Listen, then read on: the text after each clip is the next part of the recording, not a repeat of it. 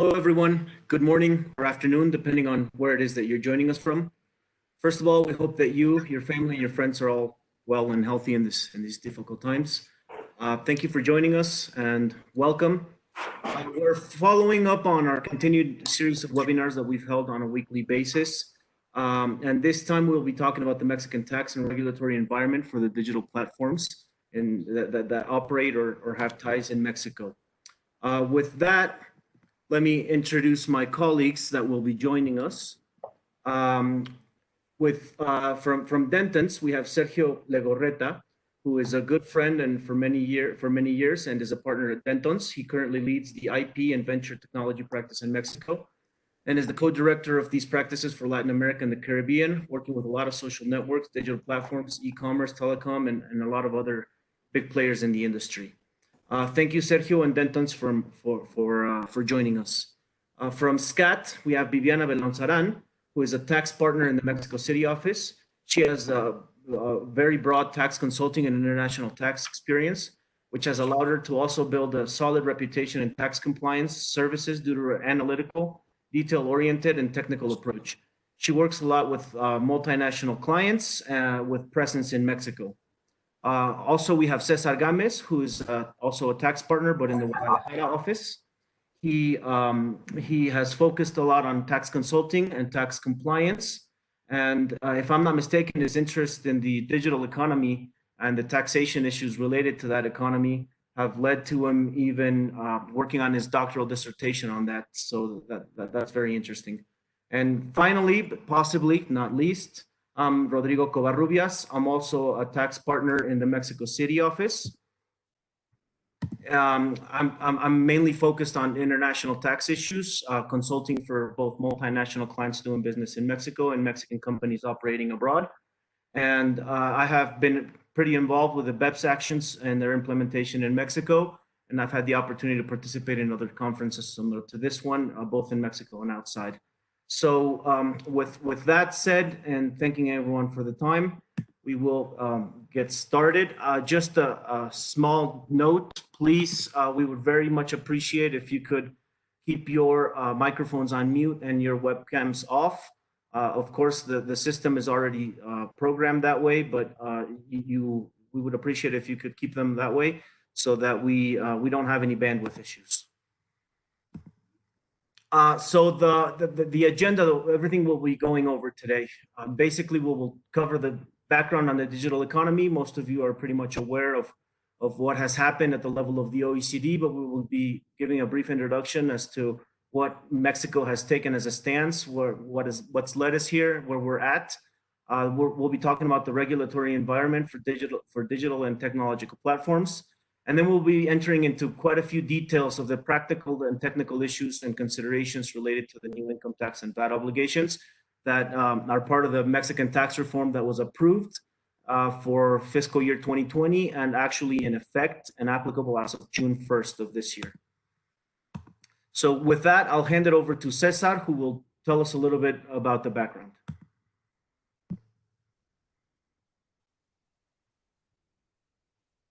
We can't hear you, Cesar.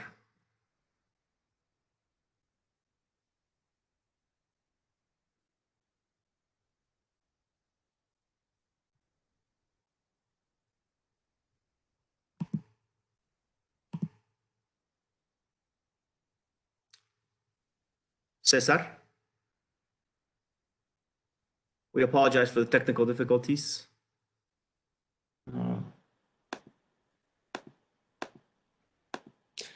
Rodrigo, can you hear me? Yes, can hear you fine now. Okay, thank you very much. I don't know what happened with my computer, but well, let me start with this part. This part is about what the digital businesses represent for Mexico. And the first point, if you can help me, Rodrigo, with the next pick of the. Thank you very much. You can see here that in 2009, the electronic commerce amounted to 24 billion pesos. And in 2018, 9 years of the 2009, it amounted to 491 billion pesos. So in this period of 9 years, the increase was very important, 20 times, I think. So we can see here that this kind of businesses are very important for Mexico. And the second point is that 8 people out of 10 adult users had made an online purchase in the last year, in 2019. So it's very common for the people from Mexico to buy something through the internet. So it's something that is very normal right now. So, and the third point, the third point that is very important about the information that is in the platforms, we can see here that the 62% of the users have their personal data stored on the platform, and the 75% of the operations are paid by credit or debit card. So this point it could be very important for the new regulation in Mexico, because the tax authorities can take advantage of this information that they can obtain through the platforms. So if we can go to the next one. Thank you very much.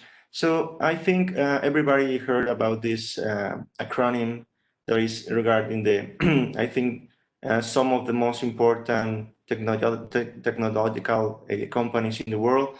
There is Google, Apple, and Facebook, and Amazon.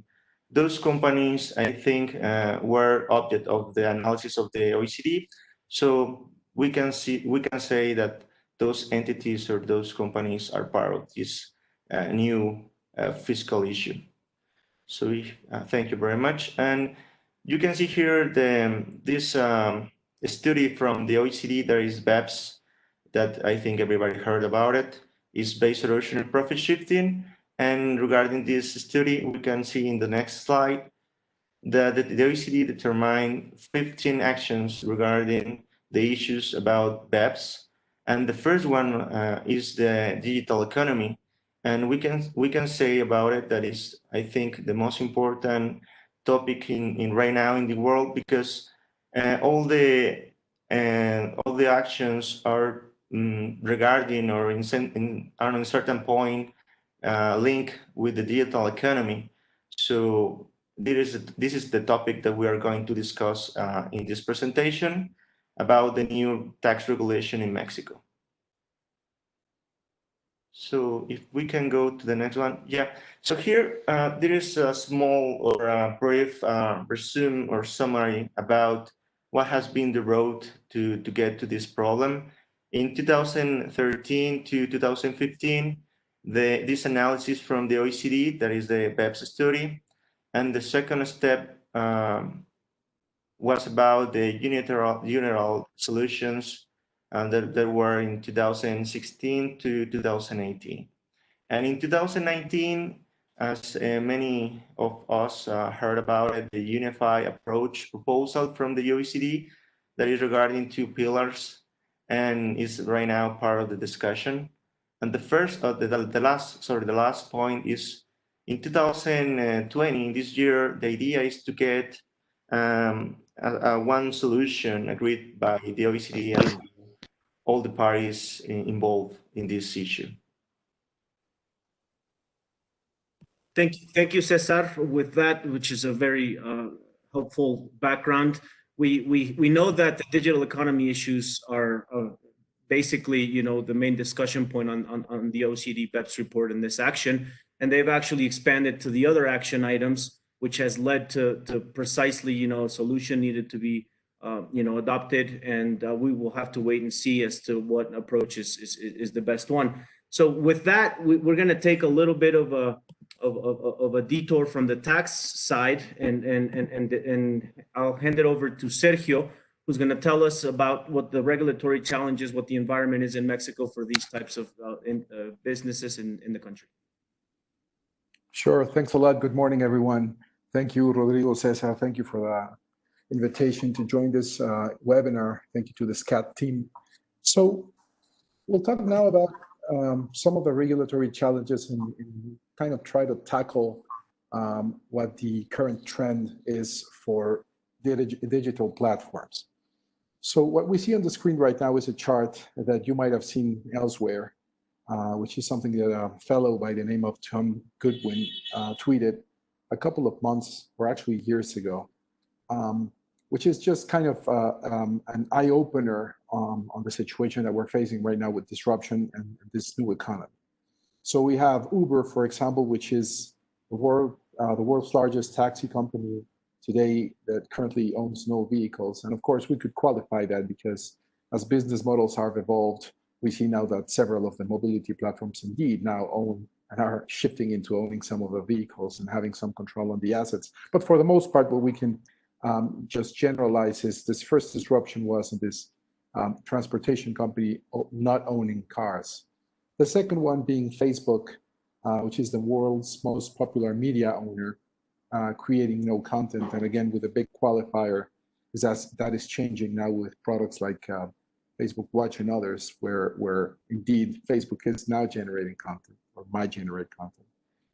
On Alibaba being a retailer, the most valuable or largest retailer with no inventory. And if we could expand that to Amazon, again, qualifying it with these retailers or e-retailers now indeed creating their own inventory.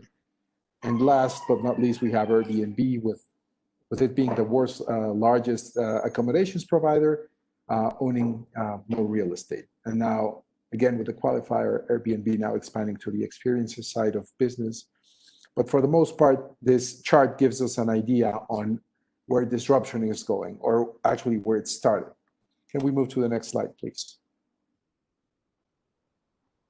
So we will call this a platform economy, just for purpose of this discussion. And there's a lot of scholars actually debating whether these terms that we're seeing on the screen now mean anything, should prevail, or whether there's any substance to it. So we have the on-demand economy, the sharing economy, the collaborative economy, the peer-to-peer economy, gig economy, task economy, mesh economy, and so on and so forth. Next slide, please. What all of these acronyms and new types of business models are creating, indeed, first of all, are financial disruptions on let's say, the legacy business models, functional disruptions, indeed, higher efficiency in the use of resources. In fact, we are seeing the creation of new business models, what the economists call the blue ocean, decentralization in many cases on how businesses operate, an enhancement or an increased competitiveness, and a globalization and accelerated scalability of business models in the absence of barriers of entry. Next slide, please. Also, we see that these models fragment the assets used. And in fact, a single asset can be used by a multiple number of companies or users, either at the same time when you're talking about digital business models, or at a different part of time when you're speaking about physical assets. Many of these operations become virtual in that the physical presence, which we touch upon in the next point, becomes eroded. And really, the physical presence becomes, in many cases, irrelevant. The platform economy also empowers users to a way in which users were not allowed to participate and take decisions and rate the service provider. And in many cases also, in the peer-to-peer platform or the gig economy, users are both the service provider and the service receiver, and both are empowered to rate each other. The middleman, in this case, the intermediary, in many cases, is a digital and almost invisible middleman, providing a brand and a platform to collect and to connect. The old rules, in many ways, become not applicable anymore. And we have a scenario where extraterritoriality of regulation becomes unlikely, but ever more so we're seeing that unlikeliness is becoming more and more likely, which is kind of a conundrum. Next slide, please. So I call this the temptation on regulation. And of course, we have governments around the world trying to figure out what to do with this new digital economy, which, by the way, is not so new anymore. It's been going on for a good 2 decades now. And the first one has to do with competition and market power. Because we see that barriers of entry are low and that this allows for scalability and globalization to be very fast, regulators on the competition side are struggling to understand how to go about regulating platforms. In the case of Mexico, we saw very recently a debate as to whether it should be the telecoms regulator, which also has competition authority, to regulate or not a transaction that was happening on the e-retail industry. And this is one of the few examples on competition regulators trying to understand whether and to what extent they have the ability to regulate the growth on the market concentration of this type of entities, especially because many of them operate from abroad, just globally from a centralized point or a centralized location. The second one is providing an equality in access barriers, in essence, providing a level playing field for service providers, where you have very, very large providers on the e-commerce ecosystem, for example, and you have new market entrants that are the underdogs providing new businesses and new solutions. And that's another temptation for the regulator to try to set a level or an equal level of playing for the different service providers.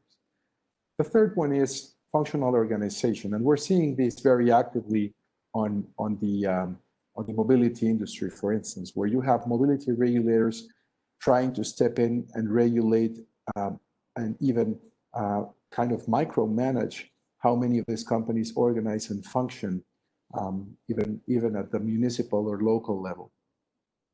Also, we see regulators trying to step in and ensure that the respect of fundamental rights occurs.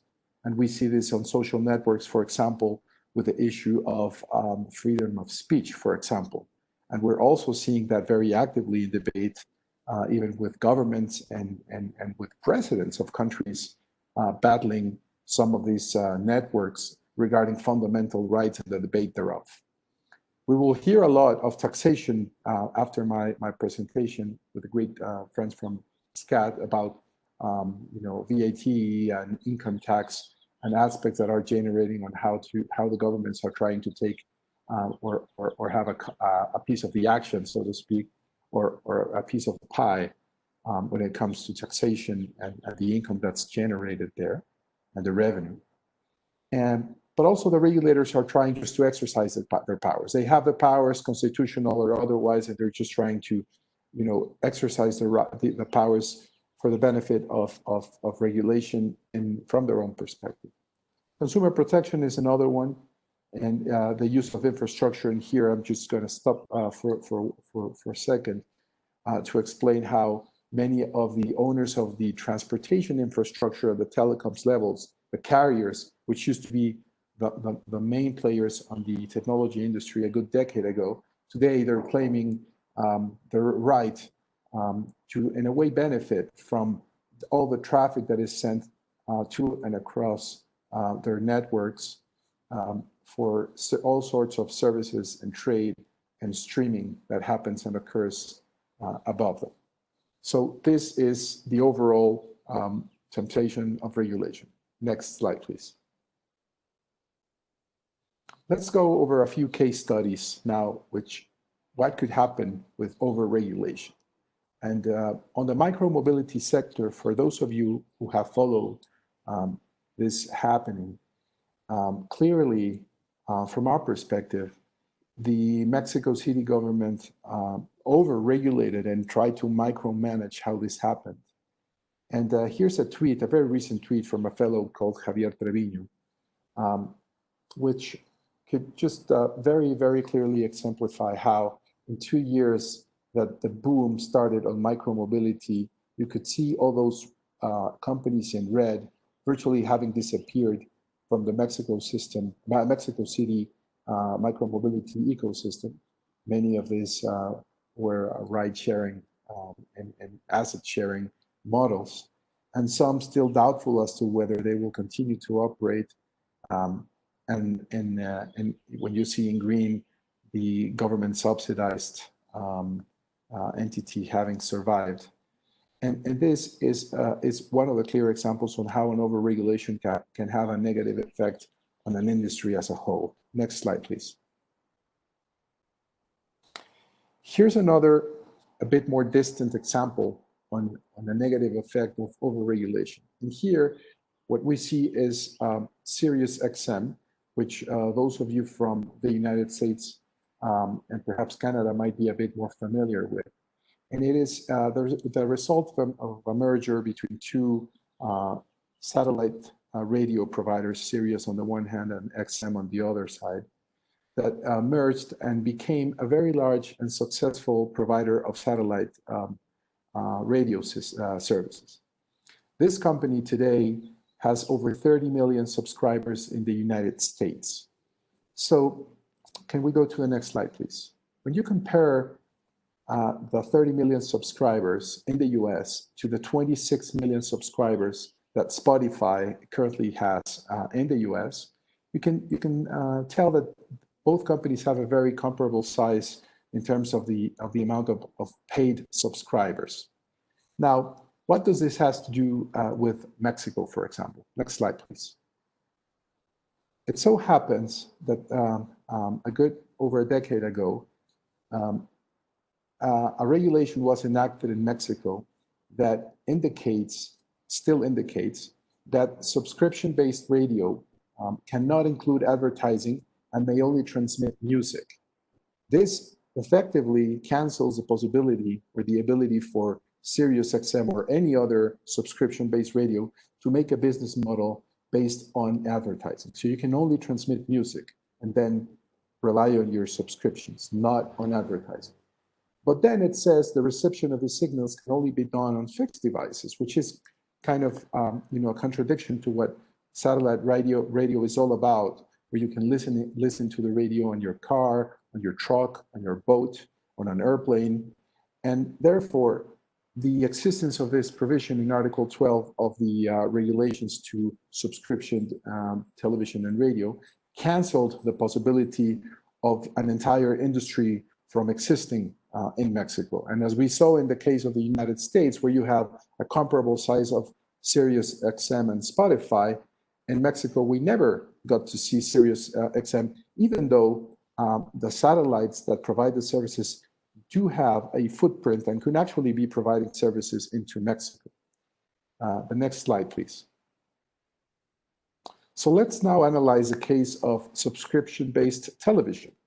And on the screen, we see the names of some of the most popular subscription-based television services in Mexico. Some are satellite-based, some are microwave-based, some are cable services. And then, can you move to the next slide, please? And now we see the underdogs, the new entrants on the streaming side of the business, and we have the Netflix of the world, Amazon, Hulu, Vimeo, and so on and so forth. And these new entrants to the market are competing for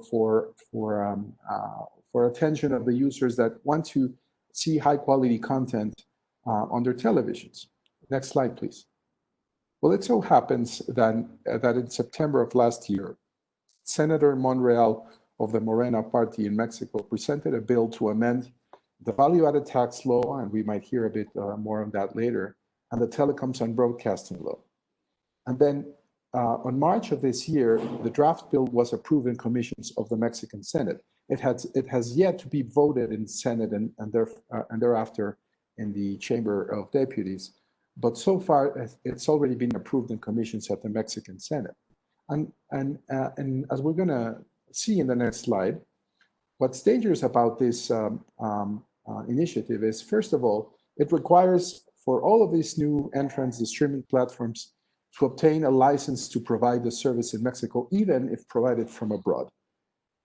So let's stop for a second there and think that if you're one of these global providers and now you are obligated to obtain a license to operate in every single country. First of all, this will increase your administrative burden and your costs to provide the service, and this limits scalability, which is one of the key elements of these global platforms. But of course, this will translate into increased costs to the users, ultimately, if the companies decided to obtain the license to provide the services in a particular country. Second of all, once these companies become regulated at the local level for telecoms purposes, it's very likely that this opens a whole set of regulatory requirements on many other fronts, be it consumer protection, of course, taxation, content regulation, content grading, and so on and so forth. So this is a game changer for the platforms.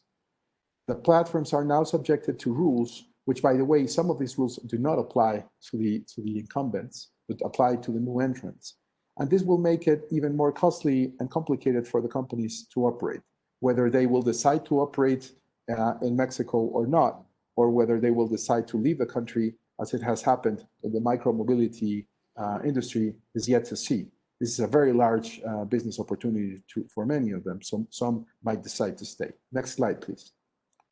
But this initiative also imposes a quota of content of at least 30% of the catalog, of the entire catalog that these platforms provide to us, the users.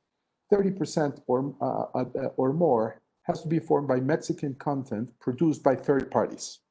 30% of the content needs to be provided, needs to be of Mexican content provided by third parties. So I cannot produce it. If I am one of these providers, I cannot produce it myself. It has to be produced by someone else, and it has to be produced in Mexico. So first of all, this is a discriminatory and unequal obligation, because this obligation is not imposed to providers of other types of services and to the incumbents. Second of all, there is a very likely risk that this will result in an artificial reduction of the catalog, so as the companies seek to comply with the regulation.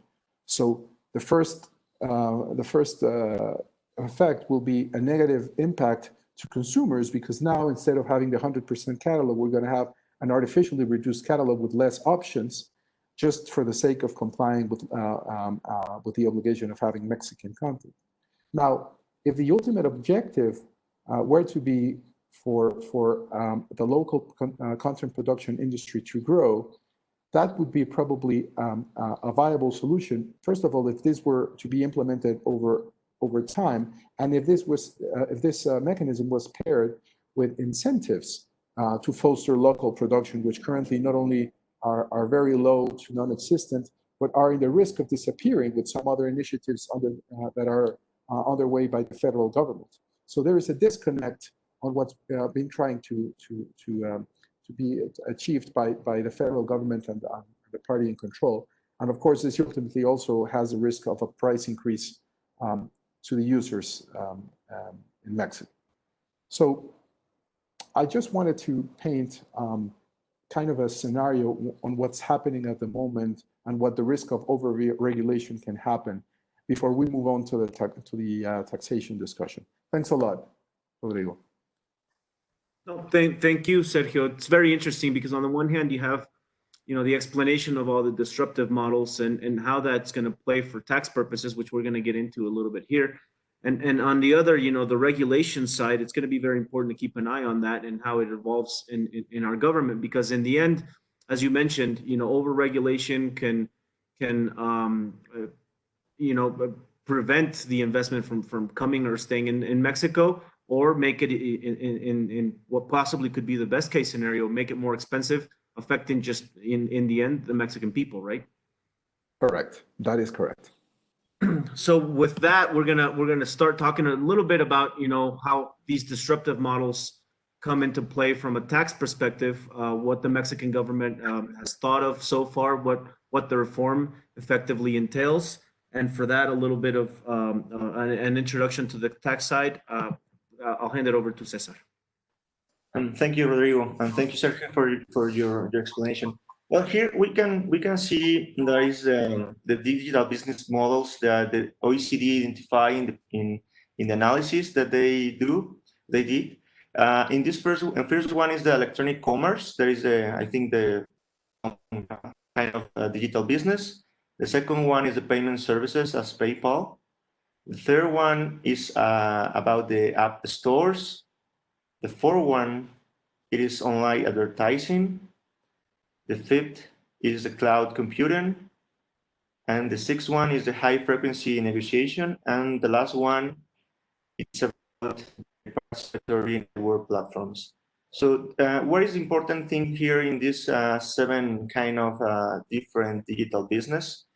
The main point is that in the new tax regulation in Mexico, we are going to talk about just three of those. The first one, it will be the electronic commerce, the number one, and the second one, it will be the participatory network platforms, and the last one is the app stores. Why is this position? Because the other different kind of digital business, the number 2, 4, 7, 5, and 6, are not in the object of the new regulation.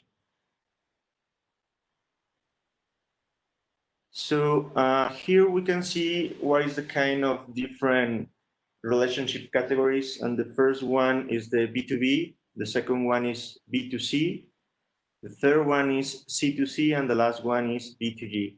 What is the main point here? That the number 3 is the consumer to consumer category. That is, this one is the main issue in the new tax regulation, because in the past there wasn't any regulation about this kind of category. So we can move to the next one. Yes, and here we can see a structure of the streaming services. In the middle of the slide, you can see the platform, and in both sides you can see the different kind of clients. In the first one is about the individuals. This is in the left side of the slide, and in the right side you can see the consumer, client, or user as a company.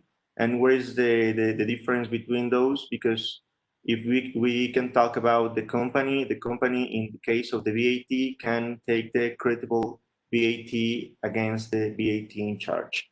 So this is the main difference between those kind of clients. If we can move to the next slide, thank you very much. Here we can see the platforms as a service. I think the most common example is Uber, that you can see here the platform in the middle of the slide, and in the left side is the consumer. In the bottom of the slide is the driver. So is this the very common service where the client requests the service from the driver to get to another different location. And the last one is the Intimidation Services. Here we can see four parties of 4 players. The first one is the platform in the middle, and in the left side you can see the client, the user, and in the right side you can see the business of the seller of the products that the user wants to buy through the platform.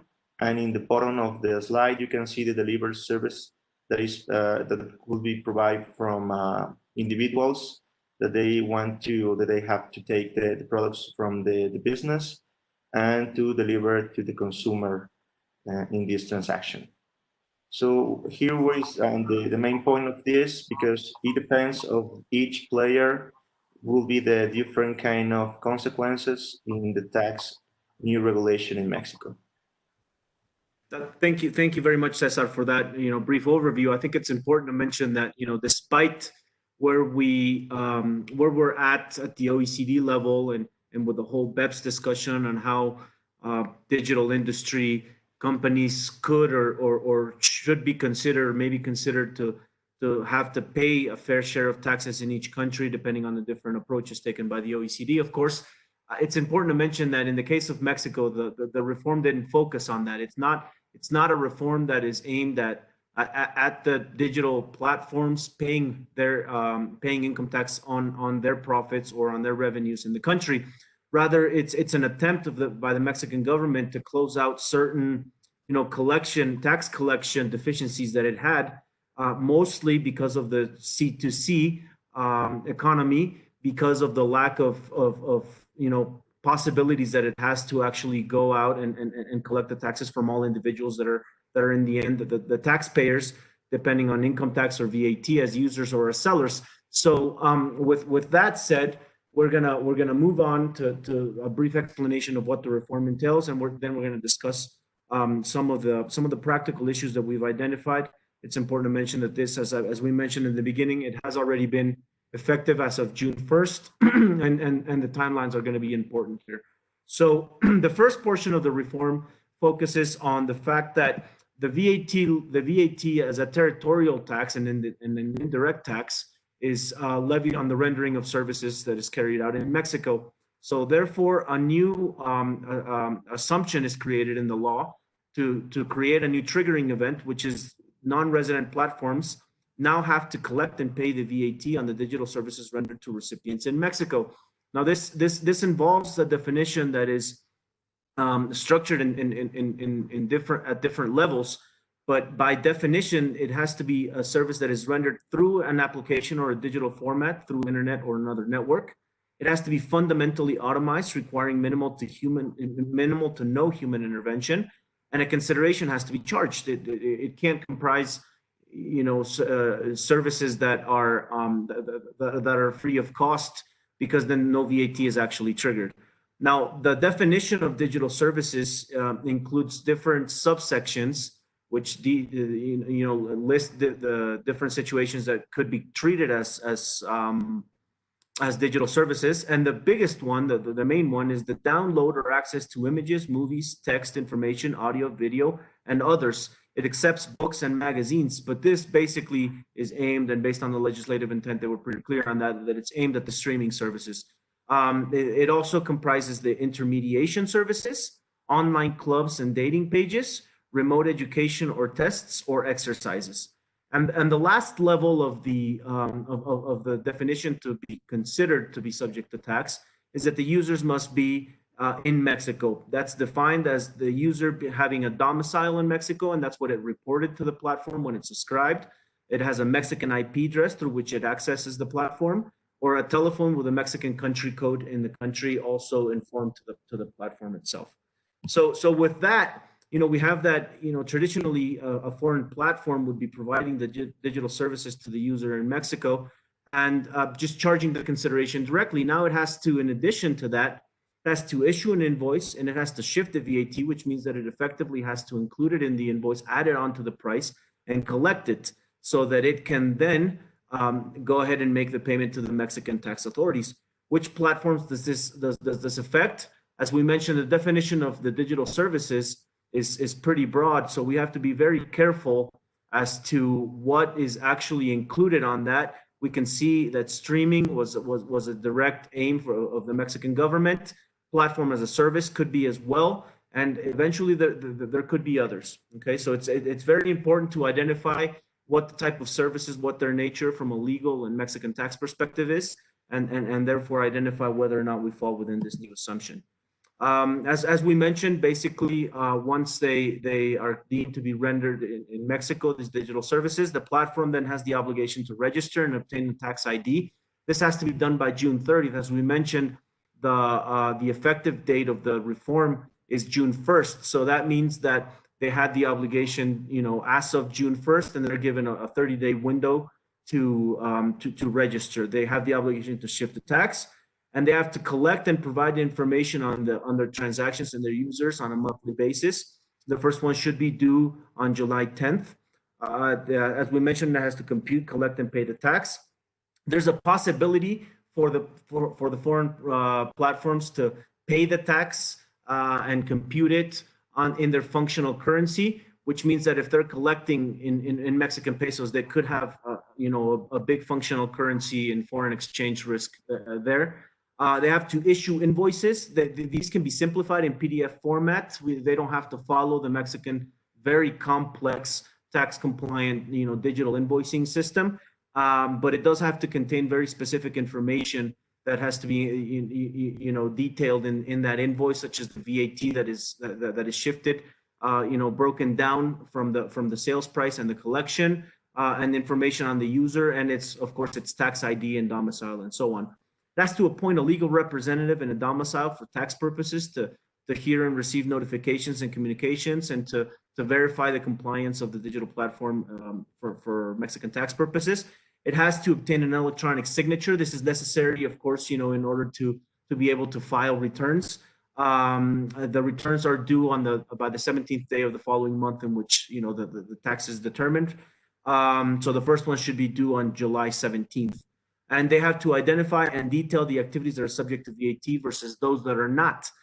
There's a presumption, unless proven otherwise, that if you don't detail and break down what is subject to VAT, what is considered a digital service and what is not, then you're assumed to have 70% of your services as digital services.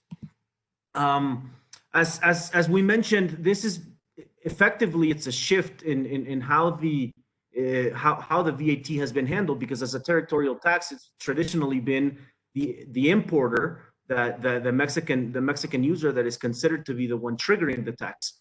Of course, in the case, as we mentioned, as an example, the streaming services, we had that it's millions of users that are effectively importing the service, and therefore they're the ones that are triggering the tax. So we're talking about millions of micro taxpayers that are very difficult to identify and carry out tax collection activities. So what the tax authorities did, or the government did with this, is shift that obligation to the platform, and therefore it's a change in the importation versus the shifting of the tax, which is the collection and the detail by the platform. It's very important to mention that there's a mechanism based on its structure. What happens is that the platforms have the obligation to register and obtain a tax ID, and as a result, the Mexican tax authorities are going to issue a list in which it includes all of the platforms that have been registered. So if as a user you see that the platform that you're subscribing for or hiring a service with is already included in that list, then you're no longer the importer of the service, and this shifting mechanism actually kicks in. But if a platform is not included in that list, then the obligation falls back on the user as the importer of the service, and would have the obligation that it traditionally has had. It's effective as of June 1st, 2020, and VAT, as a result of its mechanic, is based on collection. It's a cash flow tax. So regardless if the services were rendered before that, the obligation to trigger the tax in this way started as of June 1st, 2020. Okay. Vivian, I don't know if you want to maybe mention very briefly what we have from an income tax perspective on digital services. Yes, thank you, Rodrigo. Good morning, everybody. Thank you for joining us today. Regarding income tax, it is important to mention that the tax regime, this new tax regime for digital platforms, does not regulate or contemplate that foreign digital platforms must pay corporate income tax. It is very, very important to consider. Of course, if we are talking about Mexican digital platforms or a foreign platforms with a PE in Mexico, a permanent establishment in Mexico, they do have to pay corporate income tax. But they have to pay this tax not because of these new tax regulations. It is because, as any other taxpayer resident in Mexico, has to pay the income tax on the income that they earn. Now, in the next slide, we include some problems that we detect in this new tax regulation, and also some key points that we have to consider. For example, the first one, as Rodrigo said, the digital platform must appoint a legal representative in Mexico.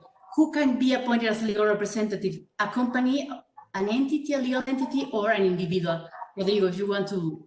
Yeah. Thanks, Vivian. This is a big issue because based on the law itself and the wording, there's no difference, and it just says that you have to appoint a legal representative.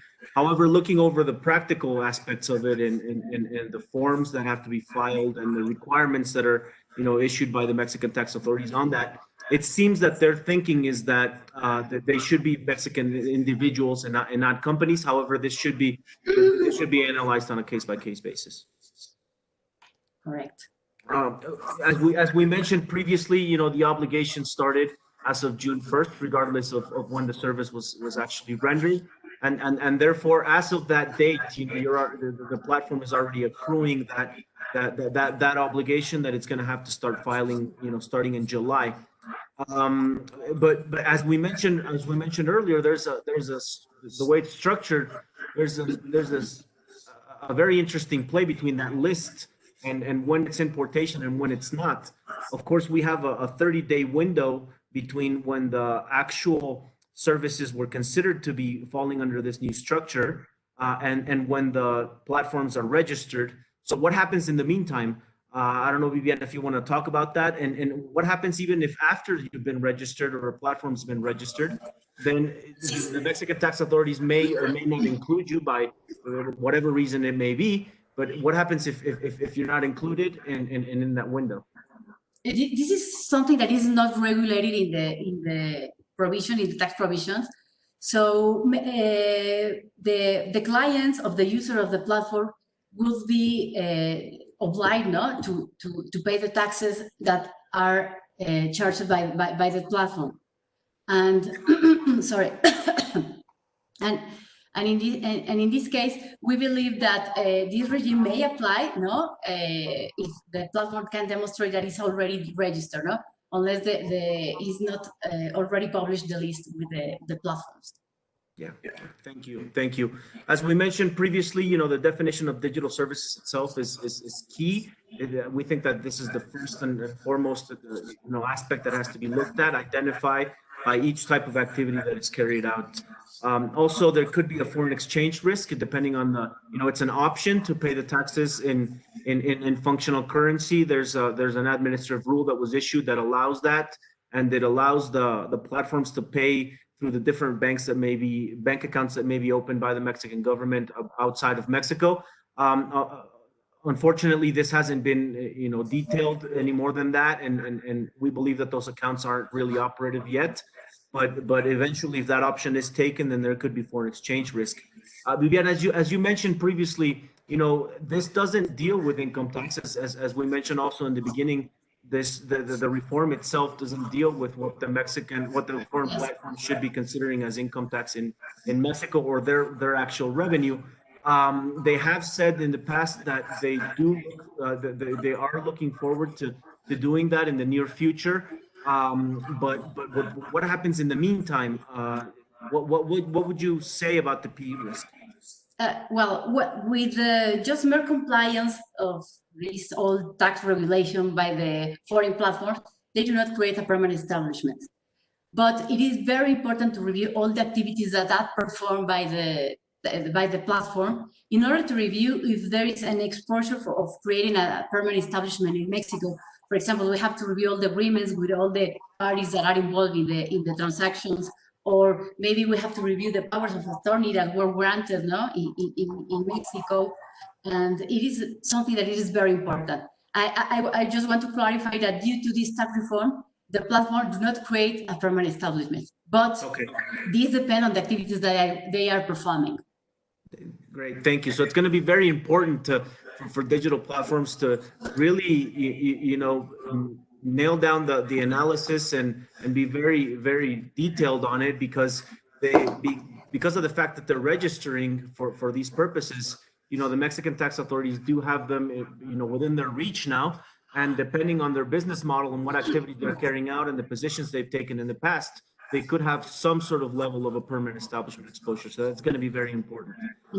In that same sense, VAT, as we've mentioned previously, as a territorial tax, usually means that when a Mexican resident renders a service in favor of a foreign resident or a non-resident, these services should, in essence, be considered to be exported. But the definition of exported services is very specific, and unfortunately doesn't cover just any service. The benefit of an export of services is that there's a 0% VAT rate to promote the Mexican service provider industry. So what happens when we have some sort of services that are rendered by Mexican residents to foreign platforms, and now the foreign platforms have to pay their own the VAT on their own activities? The possibility to credit VAT charged by Mexican service providers is directly linked to having VAT taxable activities. However, the reform does not cover this specific type of situation. And unfortunately, we believe that if there was any case where Mexican service providers are charging, for example, publicity services, that could be, this has been a great discussion in the past, whether or not a publicity service or advertising service is effectively deemed exported or not. It could be that VAT is indeed charged, and the platform, even though it is a VAT taxpayer, it may not be able to credit that VAT. So that's going to be very important to take into consideration. And finally, Cesar, why don't you tell us a little bit about what you think the risks are from registering? We've already covered the permanent establishment, but what else? Yes, Rodrigo. Well, I think in this part, as you mentioned before, this registration process is only for the VAT purposes. It's not regarding the income tax, and as Viviana mentioned before, we need to very carefully with the P regulation. That is a regulation that is in the Mexican income tax law for many years. So it's not any change because this new regulation about the platforms.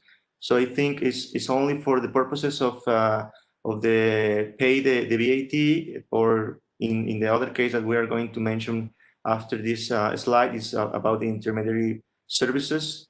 Also, it's only for the withholding tax of the individuals that are making business or doing business with the platforms. So here, I think the only issue that we can look at is maybe in the future, the tax authorities can use this information or this data about the platforms with the idea to establish a new regulation about the income tax to tax or to subject to tax the platforms themselves.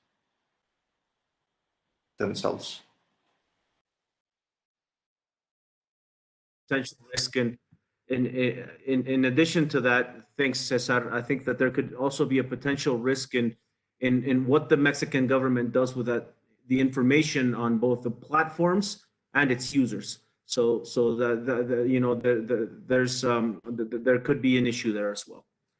So moving on to the other part of the reform, that first one was directly aimed at the digital services portion, but in addition to that, the reform is considering the fact that where non-resident or Mexican platforms are acting as intermediaries, where Mexican residents are selling services or goods in Mexican territory, they should be withholding the income tax and the VAT that is triggered as a result of that transaction. We'll get to the income tax, and we'll be discussing the VAT first. Initially, they had the obligation to withhold 50% of the VAT triggered. Now, the users have the obligation, based on the provisions, to provide the foreign platform the information on their tax ID and so on. But if they don't do so, then automatically the platforms have the obligation to withhold 100% of the VAT instead of the 50%. So it's going to be very important to see as a platform how with all of the users, whoever is selling goods or rendering services in the country, how that exchange of information is handled, and be very clear on who has provided what to avoid any negative situations on this. Viviana, why don't you tell us about the income tax? As I have just said, foreign digital platforms are not obliged to pay corporate income tax. But so who is obliged to pay the income tax according to this new tax obligation or this tax regime? The taxpayer are going to be the individuals that earn income from the sale of goods or render of services through digital platforms. So it is not the platforms, are the individuals that are party of the transactions that are performed by the platforms. And also, there is a new obligation for Mexican and foreign platforms, and they have to withhold the income tax to the individuals that are performing the activities through the platforms. So this new tax regime established many types of rates, to withhold the income tax. And that's the new obligation for the digital platforms. Thus is in general terms. Thanks, Viviana. So like we did for the digital services portion, this diagram, exemplifies, which, as you can see, there's a lot of lines going pretty much everywhere. And it becomes a little bit complex because you have to identify exactly, the nature of the activities that are being carried out, who the user is, who the final user of that service is, and who else is involved. So if we were to have, based on what Cesar mentioned earlier, depending on the different business models, this is actually the most complex one that is dealt with by the reform. If we have a foreign intermediation service platform, which could be an e-commerce or a marketplace, a platform as a service provider, or there could be others. It's acting as an intermediary, and in order to be subject to the VAT withholding obligation, it has to actually collect on behalf of the Mexican supplier, that has to be an individual, that is selling goods or services to a Mexican end user or consumer. Now, within that, there could be also a delivery service that is involved. And Viviana, why don't you tell us a little bit about what happens in this situation?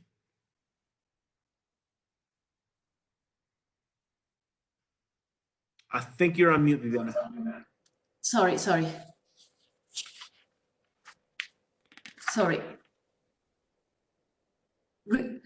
Regarding income tax, of course, as I said, the platform must withhold the income tax to the individuals, and the individual must issue an invoice to the final consumer or the user, the end user of the services. I'm going to explain a little more this in the next slide. Okay, thank you. So from a VAT perspective, the platform now has pretty much the same obligations that it did for the digital services, but it has a few additional ones. So it's very important to mention that they have the obligation to detail and break down in their app or page the price and the VAT. They're allowed by the administrative rules that have been recently issued. They're allowed to not break them down and express them separately, but include only one price, but make a very detailed mention that price already includes VAT. Note that this obligation is regardless of whether or not the intermediary platform is collecting or not on behalf of the seller, the Mexican individual seller. So therefore, if that intermediation does include the collection, it also, in addition to the previous one, it also has to register and obtain a tax ID. Again, this is also by June 30. It's based on a specific section. We believe that it shouldn't be in addition to the registration under the section for digital services, but this should actually be the one that's applicable. They also have to deliver the information. In addition to the digital services portion, they have to include the more detailed information on the users, the sellers, and the taxes that are triggered. Originally, and based on the law provisions, they have the obligation to issue invoices that are digital and tax compliant. So they do have to, at the outset, enter into our whole digital invoicing, very complex world. However, through rules, they're allowed to, only for 2020, what's left of it, to issue simplified invoices in PDF format, but also including, detailed information about who the users are, their tax ID, the sellers, and the taxes triggered, detailed, of course. And as we mentioned, in addition, this applies in addition to the digital services. So they could have both obligations, in parallel. Viviana, why don't you tell us a little bit about the income tax obligation? Yes, exactly. I have just said that the Mexican individuals are the taxpayer for this income tax, and that the foreign digital platform or the Mexican platform will act only as a withholding agent. But what happens if we have individuals participating, individual resident abroad, participating in this kind of digital platform? Are they subject to new tax provisions? Let me tell you that this new tax regime is very clear and only applies with transactions with Mexican individuals, individual resident in Mexico for third purposes. As a first thought, we may consider that individuals who act through digital platforms could only be resident in Mexico. But however, there are maybe cases in which a resident abroad owns a real estate property in Mexico, and they rent or render lodging services through a digital platform. This particular case, it is not regulated in this new tax regime. We believe that in this situation, we have to apply all the Mexican tax provision regarding transactions or operations with residents abroad. In the next slide, Rodrigo, please. As we said, the platform must withhold the income tax to the individual resident in Mexico, and this must be on the amount of the income paid from the platform to the individual, without including VAT. And in the case of individuals collect directly from the consumer or the end user of the services, of course, in this case, will not be withholding tax obligation for the platform because they don't collect the money, no? And also, it is important to consider that for this specific transaction and render of services, the Mexican income tax law includes 3 different categories of withholding rates, no? And this depends on the kind of activity that is performed by the individual. For instance, for the case of transportation services of delivery of goods, there's a rate that ranges from 2 to 8%, no? In the case of lodging services, 2 to 10%. And in the case of sale of goods and other kind of services, 0.4% to 5.4%. And there's something that it is very important to mention, that there is an additional, a higher tax rate, and it is at 20%, and it is applied in the case in which the individual does not provide the platform with a Mexican tax ID, no? So it could be a problem if the platform is not looking for the tax resident of the individual that is performing the activities. If we are talking about an individual that is resident abroad, maybe the platform will elect to apply the 20% of rate of withholding tax because the resident abroad does not have a tax ID in Mexico, no? Just going quickly in the next slide, as Rodrigo said, there are many obligations also for income tax purposes. Of course, the foreign platform that Rodrigo said must be registered before the Mexican Tax Authority. This is a window period that Rodrigo said of 30 days, and also to appoint the legal representative and get the electronic signature. Next, Rodrigo, please. And as the same period of paying taxes for VAT, the platform must withhold the income tax and file the return, the tax return, no later the 17th day of the following month, no? And as Rodrigo said, it is also important to consider that the platform must issue a digital invoice to the individuals stating the amount of the tax withheld and also the compensation paid, no? The consideration paid to the individual, no?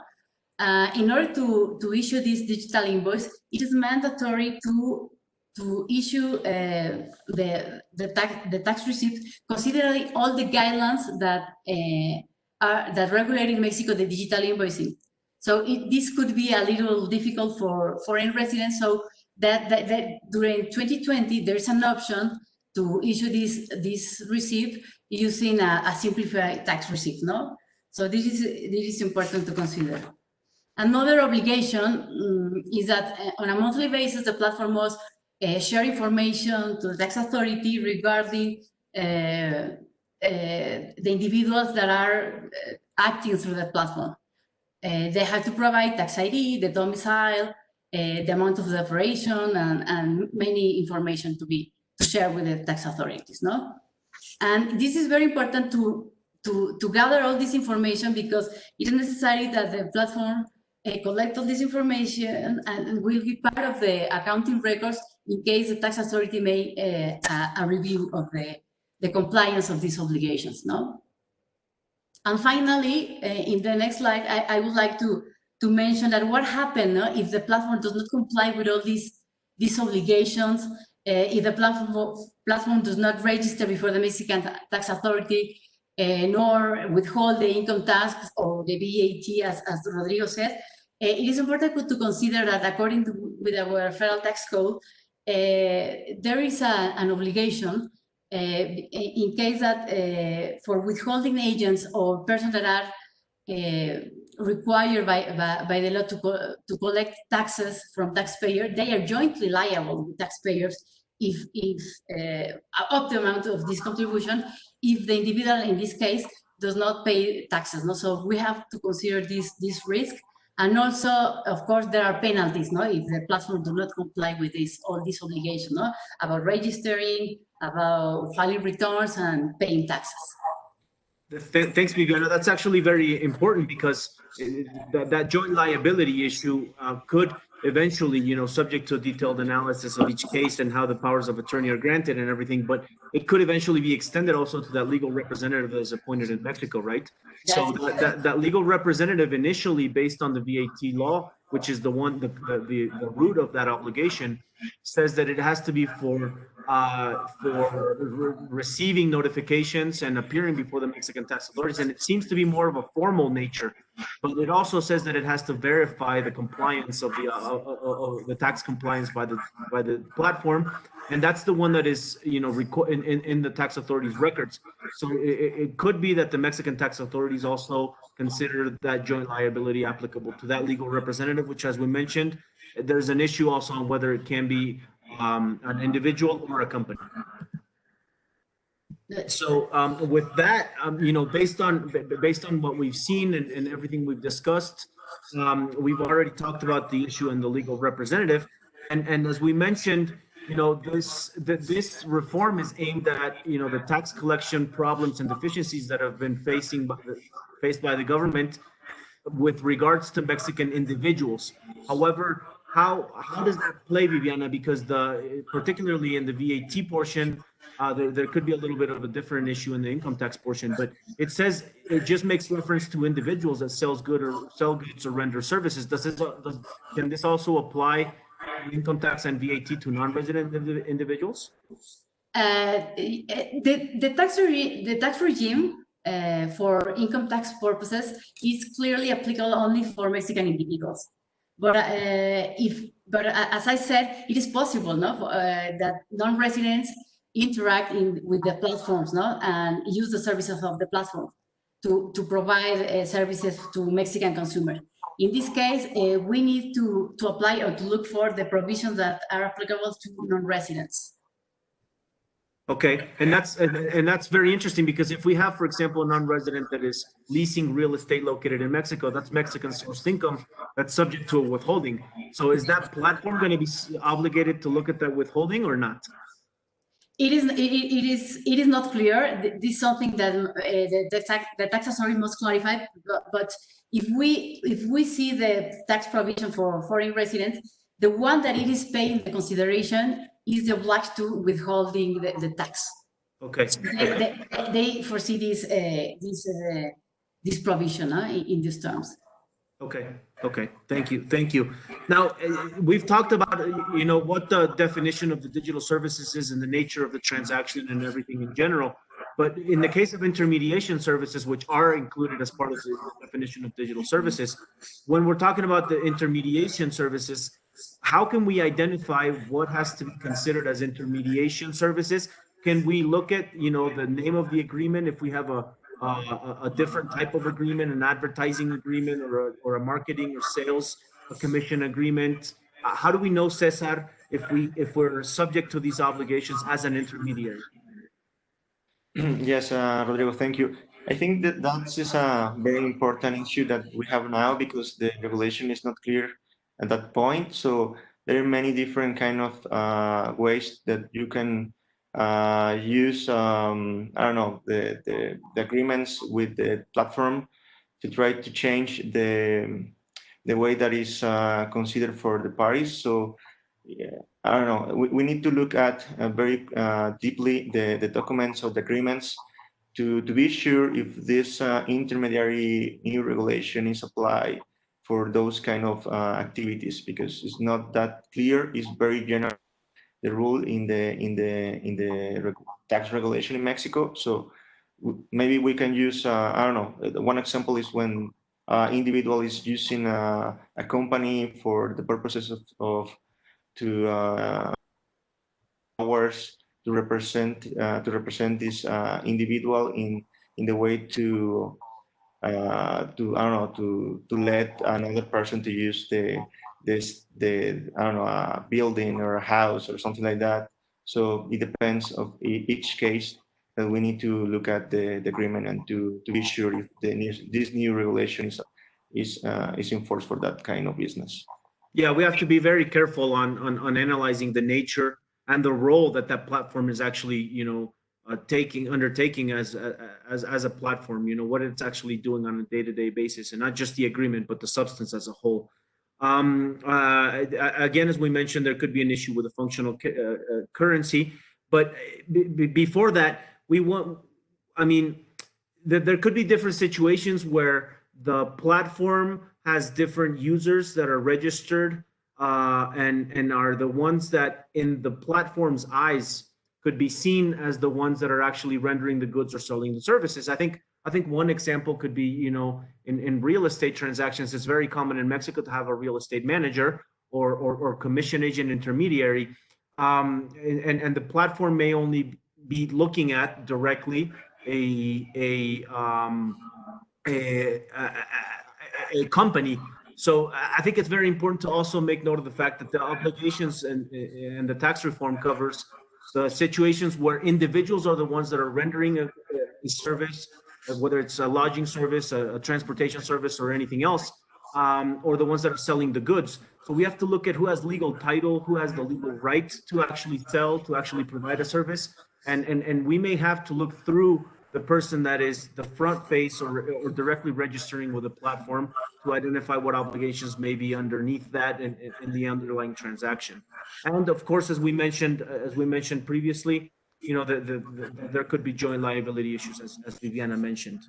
As a final note, we would just like to make a brief summary of what has happened in other countries in the Latin America region. Cesar, why don't you tell us a little bit about where they're at? Yes, thank you, Rodrigo. Here we can see there are three countries that they started with this new regulation in their territory in 2018. That is Uruguay, Argentina, and Colombia. And in 2019, it was the case of Costa Rica. And after that is the case of Mexico, Chile, Ecuador, and Paraguay. In the case of Paraguay, we can say that the new regulation has an extension for 2021. And the last one country with an analysis of this kind of regulation is Brazil. That is the last one. If you can give a click here, Rodrigo. Yeah, and so Brazil, that is in analysis of new regulation regarding this kind of topics. And as I mentioned before, in the case of Paraguay, if you can click, Rodrigo, we can see here there is an extension until January 1st, 2021, because the idea was to have this regulation enforced at the same time in Mexico in this June, but they changed their mind, so they provide this extension. Thanks, Cesar. I think it's important to make a brief point on that, because the region is very much in a very similar situation that Mexico is. In the majority of these cases, we're talking about reforms that involved not the digital taxation itself or the taxation on the digital companies themselves, but rather just trying to use the platforms to cover up the deficiencies on tax collection that the countries already had. So we're talking about mostly consumption taxes or income taxes at the level of taxpayers that are difficult to collect from. There are a couple scenarios where we are talking about taxes similar to the digital taxation services, but those are the fewer cases. It's very much focused on similar situations that we have in Mexico, right, Cesar? Yes, that's correct. So with that, we had originally thought of having a little bit of time left for some questions, and if we were able to answer them right now. Unfortunately, due to the time and out of respect for everyone's schedule, we would be more than happy to answer any questions that you may have. If you were to send them, what you've already written in the chat here, we've already taken note of everything, and we will be responding via email. If you want to send us an email, that's already also been included in the chat. Please feel free to contact us at any time. We're more than happy to answer any questions you may have. Thank you very much again for your participation, for joining us. Thank you everyone else, Sergio, Viviana, Cesar, for participating, and we look forward to hearing any news from you guys. Have a good day. Bye. Thank you. Bye. Thank you.